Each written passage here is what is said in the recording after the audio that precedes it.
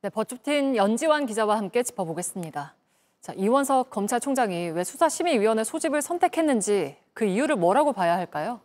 네, 이원석 검찰총장은 지난 5월에 전담수사팀 구성을 지시한 이후에 여러 번 특혜와 성역은 없다 이렇게 강조해왔습니다. 하지만 이미 알려진 것처럼 인사패싱으로 법무부와 또 김건희 여사에 대한 제3회장 소조사는 미리 보고조차 받지 못하면서 서울중앙지검과 부딪혀 왔습니다.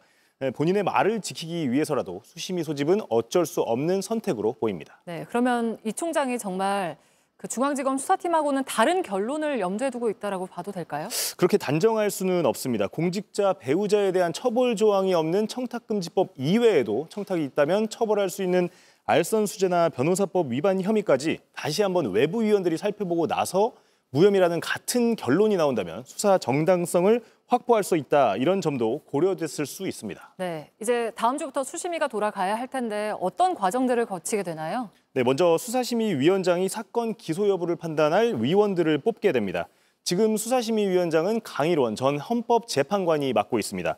다음 주쯤 대검을 직접 찾을 것으로 보이는데요. 150에서 300명으로 구성된 후보 명단에서 15명을 무작위로 추첨 기계에서 이렇게 직접 뽑게 됩니다. 네. 변호사, 법학교수, 시민단체 등 4개의 분야에서 일정 비율로 구성되기 때문에 어떤 위원들이 포함되는지도 중요하게 작용할 것으로 보입니다. 네, 그러면 결론까지는 얼마나 걸리나요? 네, 지난 1월 이태원 참사의 경우엔 직권 회부된 뒤에 11일 만에 수심위가 열렸습니다. 표결 끝에 9대6으로 기소 권고가 나왔는데요. 기소하지 않겠다는 의견을 냈던 수사팀은 나흘 뒤에 김광호 전 서울경찰청장을 불구속 기소했습니다. 이 총장의 임기가 3주 남은 상황에서 빠른 결과를 내놓을 수 있을지가 주목됩니다. 네, 결과가 중요해지겠네요. 네, 그렇습니다. 말씀드린 것처럼 검찰 수사팀과 수심위가 같은 결론을 낼 수도 있습니다. 그럼 무혐의 결론이 확정되는 거고요. 만약에 재판에 넘겨야 한다 이렇게 결론이 나오면 파장이 클 수밖에 없습니다. 검찰이 봐주기 수사를 했다는 비판을 피하기 어려울 수밖에 없는데요. 수심위 결론은 권고이기 때문에 서울중앙지검이 꼭 받아들여야 하는 건 아닙니다.